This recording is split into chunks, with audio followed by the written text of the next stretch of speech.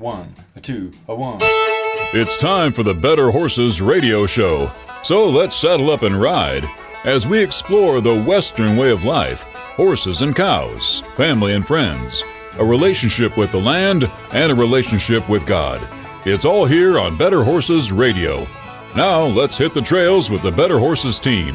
Welcome to Better Horses Radio. I'm your host, Ed Adams, and we appreciate you joining us. We're going to have another hour of talking all about the equine industry nationwide. And this is going to be a very versatile program. As a matter of fact, we're going to start off in Texas at the Oxbow Ranch as we talk to professional horsewoman Linda Burge. Now, she has Linda Burge's cutting horses, and she's ranked among the cutting's all-time leading money earners with over $4.2 million.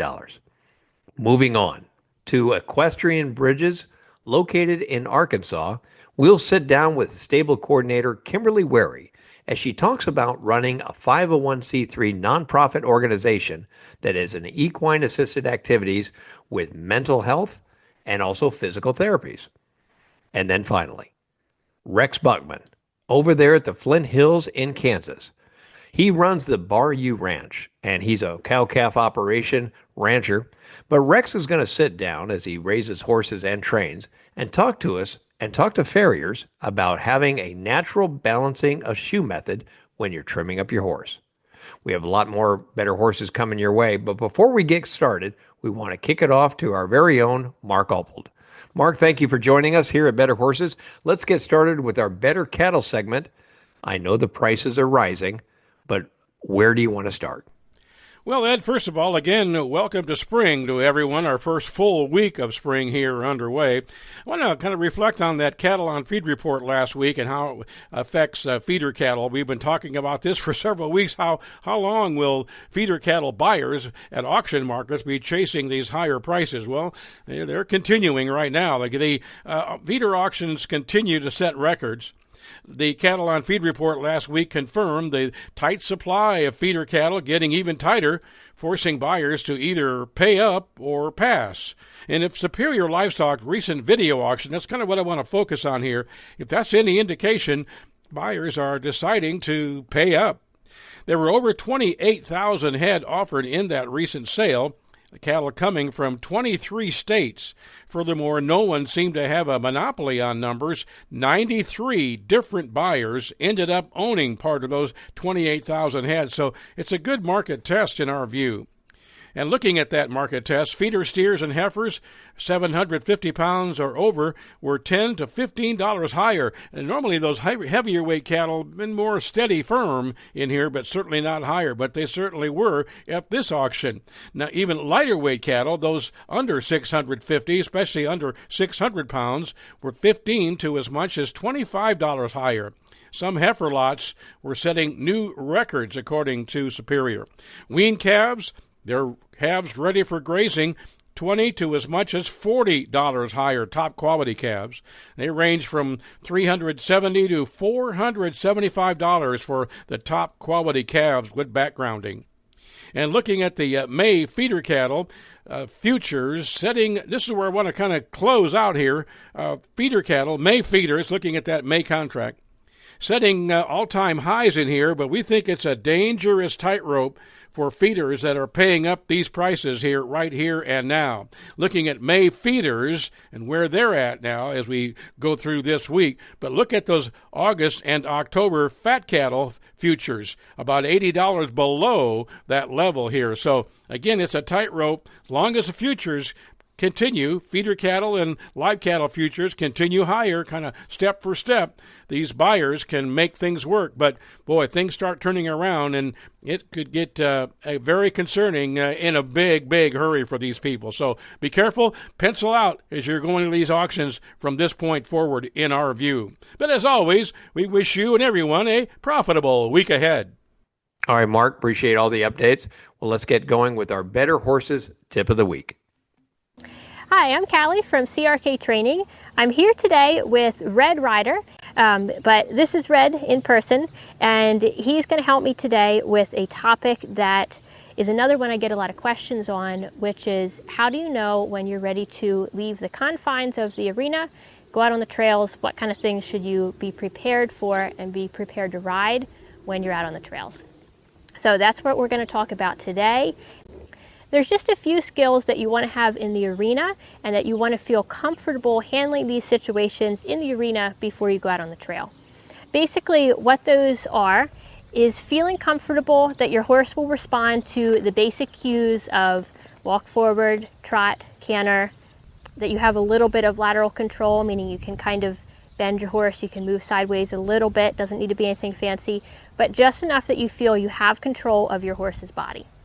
Another thing that you want to be comfortable with is being able to move a horse past a scary object. So even in the arena, there's always times where maybe there's something comes up outside the arena, there's a new jump set up, something happens that bothers your horse a little bit in the arena. You want to feel comfortable that you can move them past that. You can feel completely in control, even if they're getting a little bit wiggly and spooking a little bit at it. And you can move them past things in the arena when you're still in a confined area. So as you start heading out on the trail, what you want to remember is that there's a lot of things that can happen and a lot of things that will happen. So horses will spook, they will stumble, they will sometimes start to take off, and you want to feel comfortable enough that you can start to handle these situations. Keeping a horse straight is also important in situations where maybe there's something spooky ahead and the horse is focused on it and he's kind of tight and he's feeling like he wants to whirl and run. Being able to ride straight and being solid through your body so that you can keep a contact on the reins, keep steady in both reins, and basically stay in this position and keep your horse between your leg and your hand, as they say, is very important. And then another thing that trail riding will help you practice, and you can think about in the ring kind of developing it, is just starting to be okay with not everything going perfectly. It's important to just take it in stride, go with it, do what you need to do in the moment, and that's really what trail riding is about. So it's a lot of fun to get out in the open fields, get out in the woods, wherever you have the opportunity to trail ride, but you're going to find it a lot more fun and you're going to stay a lot more safe if you build your skills, build your confidence, and head out here when you're ready. Let's get it started. We're going to have more Better Horses coming your way right after these messages. I'm Ed Adams, and we'll be right back. Now's the time to prepare for the world's largest horse show, the Pinto World Championship. This 14-day event begins June 7th, starting with our youth weekend through June 22nd, and caters to all riding levels and ages. With over $1 million in cash and prizes, there are no qualifications required to enter. Held in Tulsa, Oklahoma, the Pinto World Championship caters to all types of equines. With over 700 classes, the Pinto Show welcomes a variety of breeds. It's a family environment with healthy competition. For more information, check out pintoworld.com. Get quality you can stand on.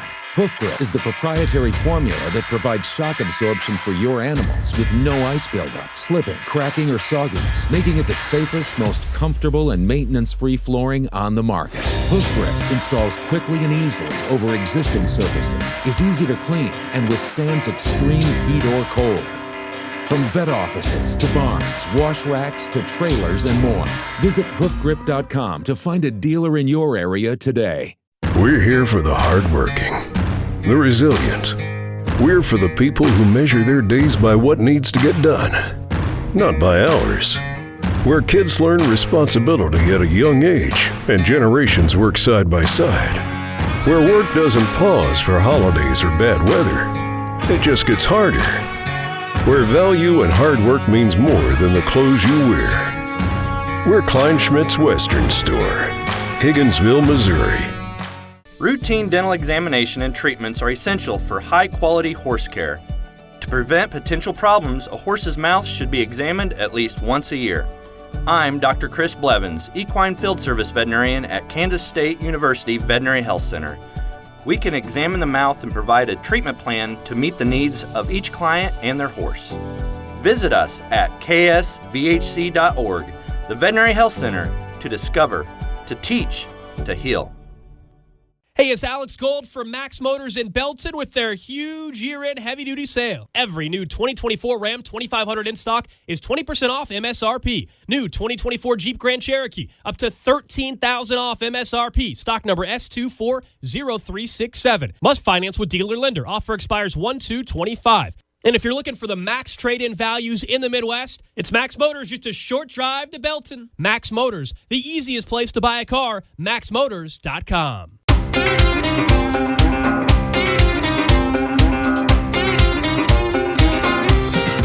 Welcome back to Better Horses. And in this segment, brought to you by the Kansas State University College of Veterinary Medicine, very excited, very honored to have the professional horsewoman, Linda Burch, with Linda Burch Cutting Horses from Texas. Linda began blazing trails in 1980 when she captured the National Cutting Horse Association Open Futurity Championship, and then shook down the thunder once again when she marked an historic number with the 1998 NCHA Open World Finals. In 2000, Linda marked another single accomplishment as the first woman to win the NCHA Open World Championship. I'm excited to have her on board. She's ranked among the cutting's all-time leading money earners with well over $4.2 million. Help me welcome professional horsewoman Linda Burch with Linda Burch Cutting Horses. Linda, welcome to Better Horses, and I'm sure I missed something out of all that. Thank you. I appreciate that. I'm happy to be here. Now, you have been in the National Cutting Association for a long time. You were just at a show. You've been blazing this trail since 1980. Tell me how the industry has changed, and tell me how the National Cutting Horse Association has changed. Well, I hate to disagree with your fact check, but I've actually been cutting since 1966. Oh my. And yeah, really, in California. So I started out quite young. I mean, I was 14, 15 years old, but knew at that point that I wanted to ride cutting horses for the rest of my life. So I've stayed with that thought the whole time. But 1980 was the year I actually won the NCHA Open Futurity. But I was cutting long time, couple decades before that. And you were one of the first females actually to win these national championships. So there wasn't a lot of time where there was a lot of females running into the National Cutting Association. No, I was the first, for sure, woman to win the futurity. I won it in 1980, and my buddy Kathy Dawn won it in 85.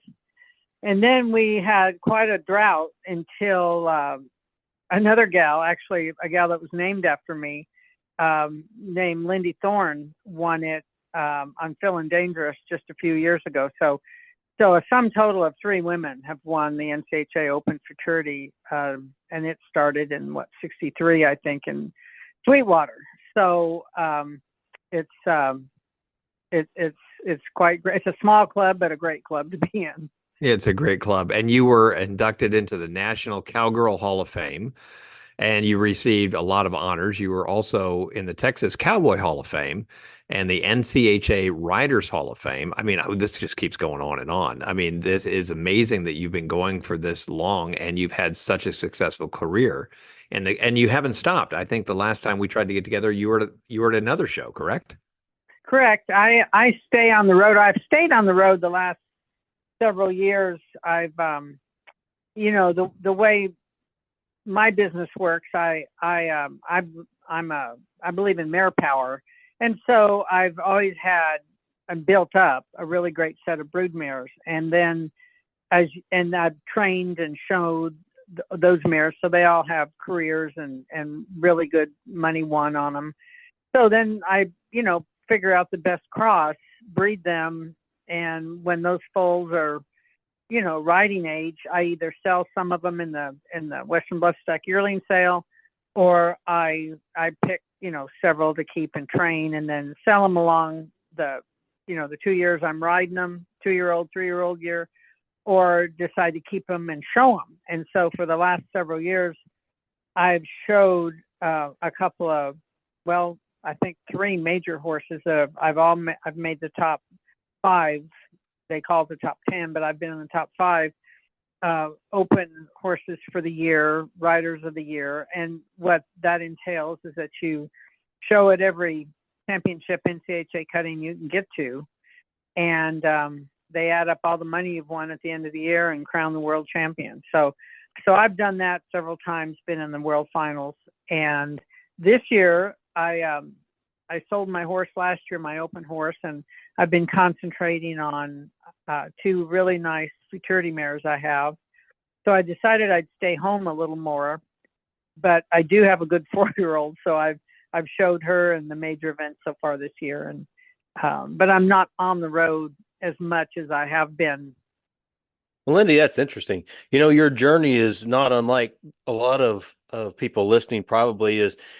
But I'm curious, did you get the show mare first and then breed her, and that's how you started your brood mares, or did you went out and got a brood mare in foal and then you raised the foal, and that's how you got hooked? How'd you get started? Well, I'm going to give you the short version because you probably don't want me on here for the long version. But the short version is I started out on a gelding, a Mr. Nifty 121, a neighbor owned in Chino, California, Southern California, where I was raised. And I started riding him and working him and just sitting on the fence watching other trainers ride. I was always in school and wanted to be a veterinarian, so I never actually got to go to work for a trainer. And that wasn't really in vogue back then anyway.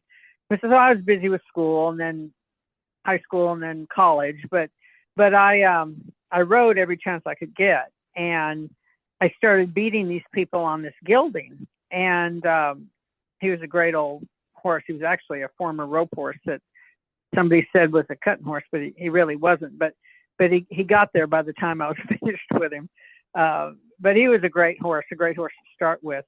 And then luckily I met some people that liked the way I rode and liked the way I handled myself. And they sold me a mare that I just fell in love with named Jessie Sue in California. And they sold her to me for and I didn't have any money then. I was in school. So they said, well, if you just give us $1,000 and you can have this mare. And I wouldn't have taken $1 million for her when I got her, She was a great horse, and I got to train her. She was a Martin's Jessie out of Hollywood Gold Mare. And she was my first brood mare. And then I just started adding mares to that set. And that's how I built up mares that I was showing. And then I'd start breeding them. And when they were retired, they were in the broodmare band called the Oxbow Mares. Was in partners with a gentleman by the name of Dan Lufkin at the time, and he asked me a long time ago in the 70s. He said, "Can you name the top 15 horses in the world, mares, brood mares that you think are the best?" And so I wrote them down on a napkin. We were at IHOP in Scottsdale, Arizona, at the Sun Circuit. And he ended up buying 14 of them. And then we started breeding them. And then we'd, put the babies in the training, the curriculum, and then go show them and then build a record on them and sell the ones that didn't really fit the program. And the ones that did became the start and the heart and soul of the famous Oxbow broodmares. That's amazing. Riding your homegrown mares is fascinating. Talk to me about the training program that you have to implement to get them to this level. And then with that in mind, how much is breeding and how much is training to win these big events? The process training is we would start them at 2, it actually starts with the breeding. You breed the right mares and then make sure they have the right nutrition to raise great babies. And, when they're born, we take care of them like they're the athletes and the superstars they are even before they're a year old. And we, take great care of them. It's always been a mantra of mine. And then at 2, we start them and start the process of working cows on them as 2-year-olds. And then they graduate to the 3-year-old program after that. And they're all, I've always been, cow horses are what I love and not reining cow horses, cutting horses, but I like a horse that has a lot of cow and reads the cow. And the rider, as the famous Buster Welch said, it's a contest between the horse and the cow, and the rider having the best seat in the house. And that's how I have develop my training process and my training philosophy and skills. So, and then, we show them at the futurities, and then if hopefully they come through that with flying colors, and then we show them as a 4-year-old, 5-year-old, and then that's when we'd retire them and breed them and start the process all over again.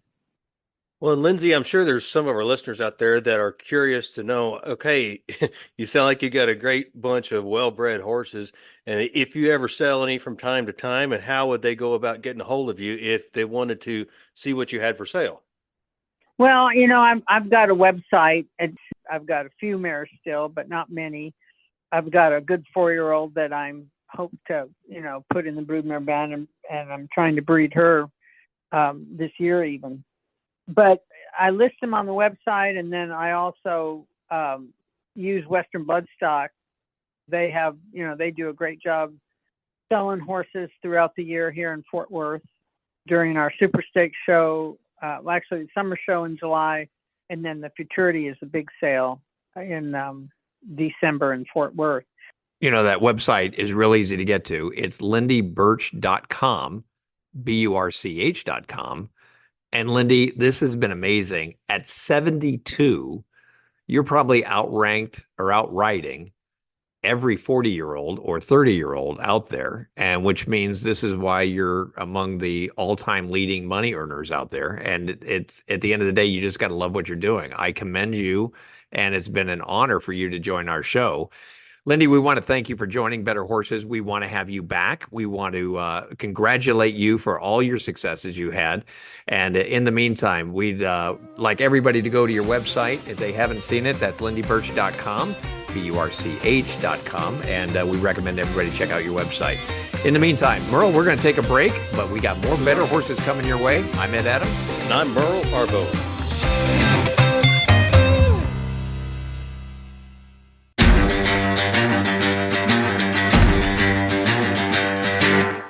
And welcome back to Better Horses.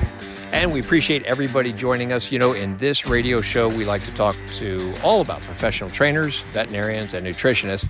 And in this segment, we got a special treat for us because I don't think we appreciate how important horses are to the general public. And we are going to be talking to Equestrian Bridges. Now, they're located in Rogers, Arkansas, on the northwest side of the state. And with me today, and I'm very excited to have her, her name is Kimberly Wary, and she is the stable coordinator for Equestrian Stables. And more importantly, I think their entire business model is taking therapeutic horses, and it's the heart and soul of their operation. First of all, I'm going to welcome Kimberly Wary to Better Horses. Kimberly, thank you for joining us. Thank you for having us. So this is exciting because I don't think a lot of people understand that Equestrian Bridges is a 501c3. Yes. But how important is it to talk only about therapeutic riding and how important it is to those who don't have enough exposure to horses? Well, the times have changed over the few decades. I grew up in this area, and many years ago, everyone had access to horses. Everyone had land. Everyone ran cattle. However, it's changed considerably, especially in the last 20 years.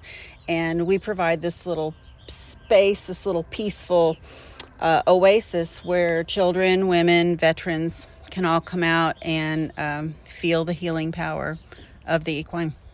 I think it's very important. And you have miniature horses, you have big horses here. Yes. Talk to me about the demand and how important it is. Do you have trouble getting people involved into therapeutic riding, and also not only physically but also mentally, or is there a big demand? There's a huge demand. We have a perpetual waiting list of clients.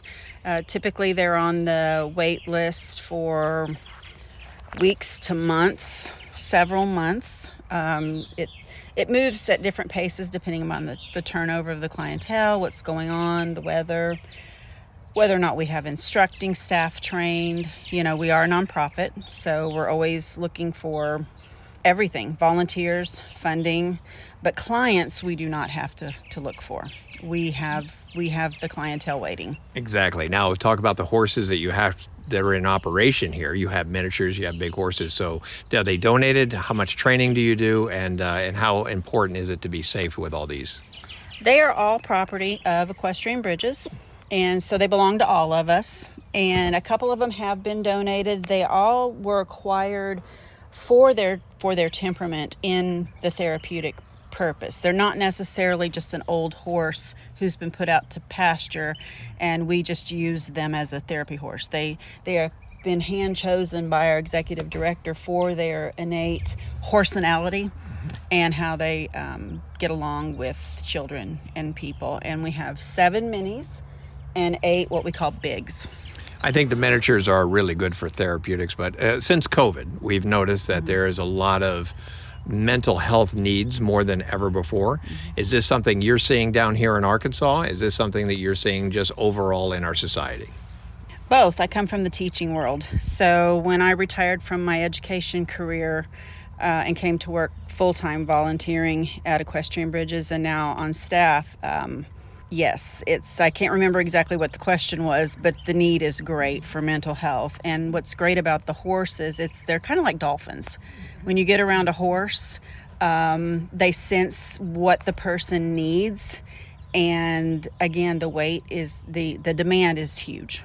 So I agree. With us being in horses for so long, self-presence is everything.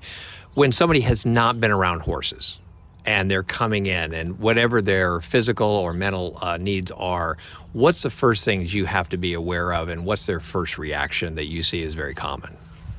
Well, they just love them, and that's why we start with the minis, because they're short, they're small, they're less intimidating, although they can be a little bit more aggressive, then they're a little bit more feisty, a little bit more spicy, but they're very loving and gentle, and it's people just gravitate toward them. We've had nonverbal children who spoke for the first time out here.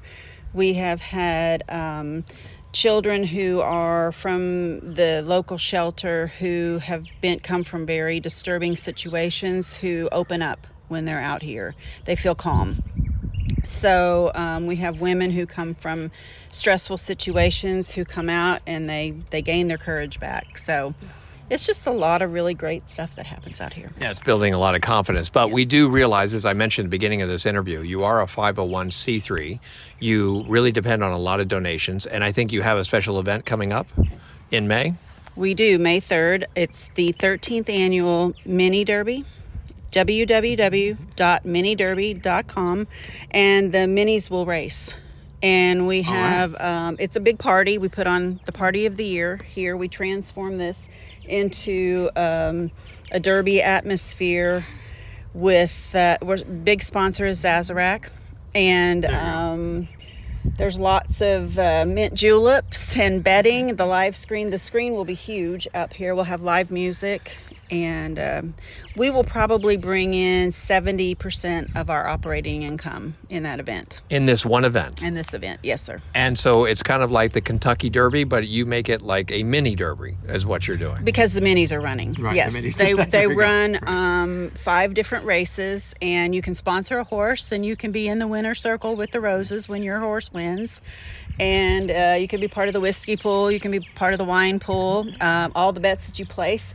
Graciously stay with us. Okay. That's how it all works. That's good. And it's just a lot of fun. Yeah, this is amazing how creative you can get on your fundraising. If they cannot make it to the Derby, what's the best way to contact you, and how can people get in touch with you here at Equestrian Bridges?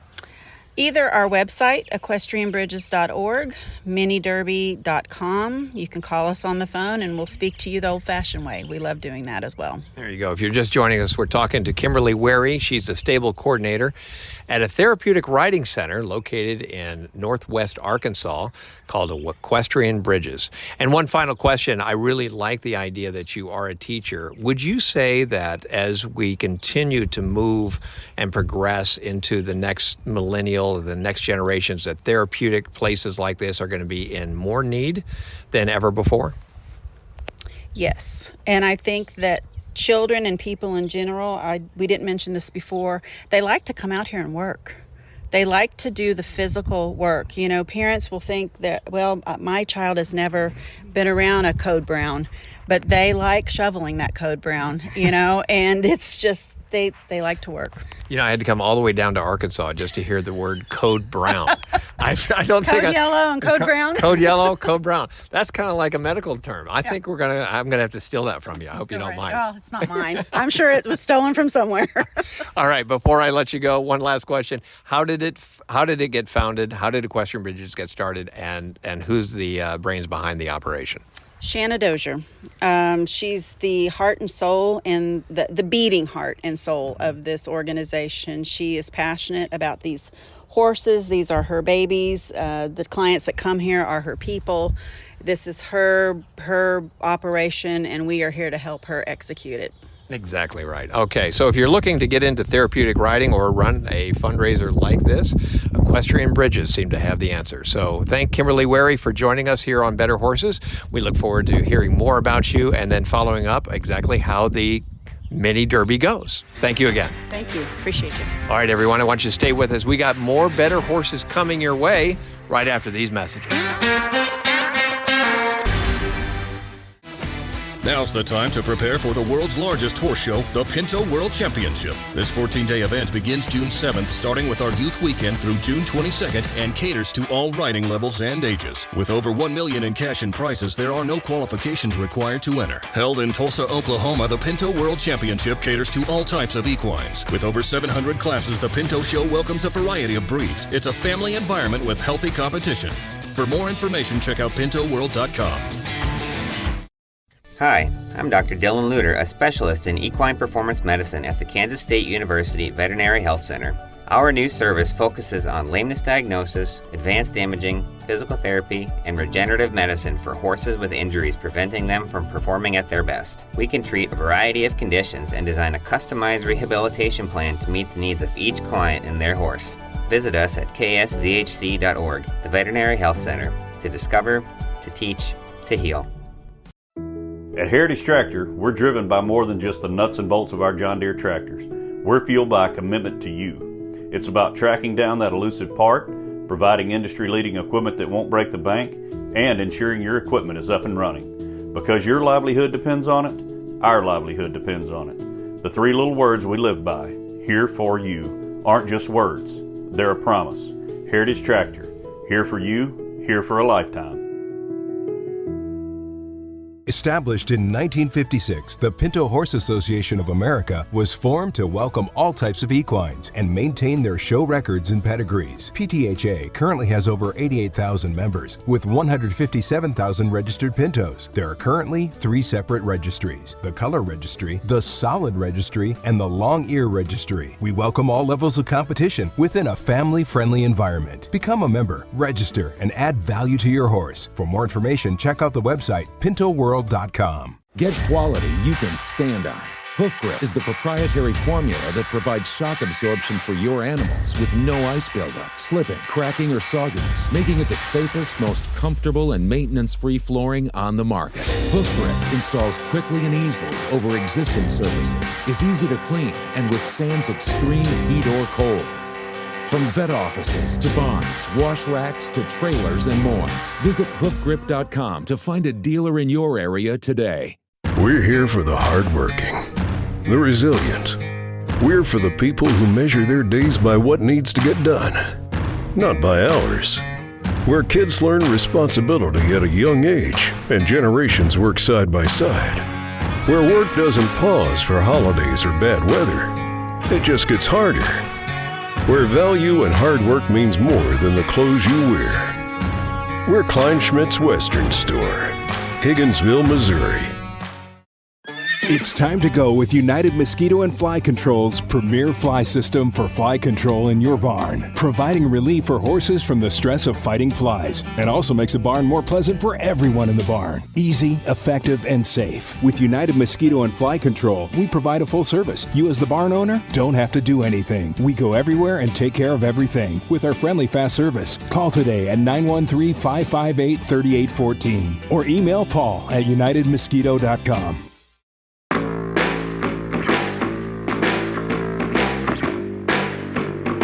Welcome back to Better Horses. As we talk more and more about the equine industry, I am delighted to have a gentleman that I actually had a chance to ride out in the Flint Hills of Kansas. He's from the Bayou Ranch, and Rex Buckman has a cow-calf operation out there. He's not only a rancher, but he's also a great trainer when it comes to horses. And more importantly, we're going to talk to something that he's going to fill us in on and his thoughts with all the farriers. And even if you're not a farrier, I think this is going to be very interesting as we talk about trimming up horses and a thing called the natural balancing of shoe method. So first, I want to thank him for coming on board. Rex, welcome to Better Horses Radio. Thank you, Ed. Glad to be here. You know, Rex, you've been out there at the Flint Hills for so long. I like to tell everybody you're the man that does it all. So you're kind of one of those versatility guys out there. So looking out at the Bayou Ranch, we're going to have a subject matter that most farriers are going to be interested in, and most people that own horses are really going to be interested. And that's a subject matter that you want to bring up called natural balancing the shoe method. Can you talk to me more about that? Okay, Ed, probably 20 plus years ago, I went to a shoeing clinic held by Gene Ovanacek, and it's the natural balance shoeing method. And before I get into this, I want to tell you that I had a friend in New Mexico said, if you want to know what I know for sure, it'll be a short conversation. But we're going to talk about some things that I suspect, so we can talk about it for hours. There you go. Here we go. First of all, let me tell you where to look. It's EDSS, and I believe they're out of Parachute, Colorado. That's where I order all my shoes, and it's Equine Digit Support System. So you can get some actual technical information through that if you Google it. But the thing is, Ed, I was working with some navicular horses, and I was a young horse shoer. I wouldn't call me a farrier, but I was having trouble with some things like when people asked me to trim their horses without putting shoes on them. They were always lame when I got done trimming them. But one of the first things that impressed me about Gene is he put a barefoot trim on some heavy horses that were pulling a wagon. And after he got them done, after he trimmed them, they went on a sweep and trot, pulling that wagon out over a gravel road and did not limp at all. So that wow. Got my attention. And then the other thing is that I've noticed over these last 20 some odd years is like when people come to the ranch, Ed, and I look at their horses' feet, you know, I've shod for the public a good bit, but never as a full-time farrier, you know. But I look at these horses that come out to the ranch for dude ranch events, and one of the first things that happens is they throw shoes, and it's because of the way they apply the shoe. So another thing that's been interesting over these last 20-some years is I've never had a navicular horse under my care. Now, I've sold horses that naviculared once they went under somebody else's care. So I think there's some things to talk about and think about as we talk about how we apply the shoe to a horse and how we barefoot trim them. So Gene's premise is that you cut the heel off at the back of the foot, you set the shoe on the clean, live, trim sole plane. That's how you determine the angle, and you set the breakover point based on the widest part of the foot, the true apex of the frog. So it's a thumb width from the widest part of the foot to the apex of the frog, and a thumb width from the apex of the frog to the breakover point. Now, those are kind of approximations. Mm-hmm. But what happens is, in my view, a lot of people shoeing horses, you've probably all heard, don't cut the heel off, stand them up. Well, all the time. I hear that all the time. Okay. Well, in my observations, that doesn't work, Ed, because if you look at the back of a horse's foot, that heel doesn't grow straight to the ground. It grows at an angle like an underslung boot heel. So when you try to leave the heel, you move that shoe toward the front of the foot and you either leave the heel of the foot unprotected, or a lot of guys will leave shoe back there, and that's what they step on and pull it off. The other thing is, you know, when my dad started me shoeing, he said, you know, don't dub that toe off. And that doesn't work because you can stretch the length of that toe. I just watched while I was trying to get ready for this deal, I watched Cody Ovanacek talk about the irregularities that can be caused in the foot based on the way you trim them, and one of them is you can stretch that toe out. So from the widest part of the foot to the breakover point should be 50% in front and 50% behind. But by pushing that shoe out past the front of the foot, you can stretch that toe out to where it goes like 60-40 even. So, and the other thing is when you leave extra heel, you elevate that hind part of the foot off the ground and you'll shrink, the frog will shrink. And on a properly set horse, they'll have a big, thick, wide, healthy frog. There's good horse shoers and bad horse shoers of every discipline, but I've worked behind some guys that they just pushed that shoe so far forward and pulled the heel by trying to make it taller. They pulled it forward more until the shoe isn't, with Gene's method, we're trying to arrange the shoe around the reflection of the coffin bone. And on some of these, their foot looks like it'd fit in a teacup because the longer you leave that heel, the more it contracts. We used to talk about contracted heel and putting too many nails in the back of the shoe.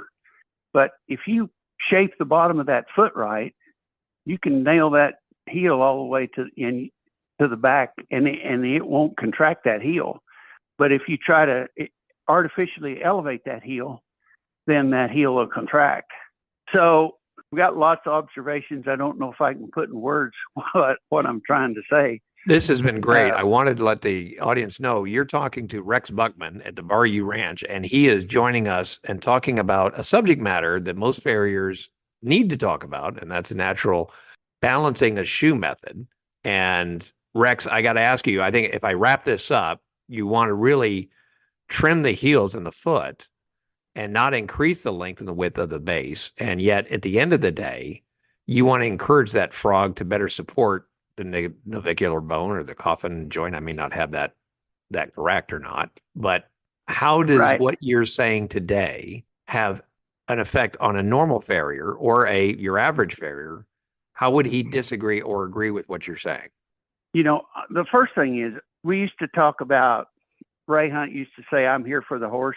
Well, I'm definitely here for the horse in this subject because I see a lot of horses that could last a lot longer and travel a lot better if they were properly shod. And so like when I was riding horses for the public, which I did for a few years, when they came here traditionally shod, I'd ride them for a while, and I rode some horses that were shod by some world's champion horseshoers, But when I put natural balance shoes on these horses, they traveled better. They came out of the ground easier, and they floated better, and they didn't hit the ground as hard. I know I had a guy working for me one time, and I shot a bunch of colts over the weekend, and he came back, and his comment was, wow, these horses are happy with their feet. I mean, I think I can tell a difference. I shot with a guy named Brad Derrickson. He's in Albuquerque now. He used to claim that he can take a second off a barrel racer's time by changing the way they were shod to get them out of the ground. It's where they could get out of the ground better. Wow. So anyway, like I say, I don't shoe horses for the public, and I don't want to shoe horses for the public anymore. But I just think as a horse owner, you owe it to your horse to investigate this, and maybe you'll decide there's nothing to it, and maybe it'll change the way you want your horses shod. But Ed, when you push that shoe to the very front edge of the foot, the breakover point is clear out there in front. Mm-hmm. So as I understand it, a horse doesn't pick his foot up out of the ground like you and I do. He rolls over it, and then when it breaks over, then it comes in the air and flies forward. Okay.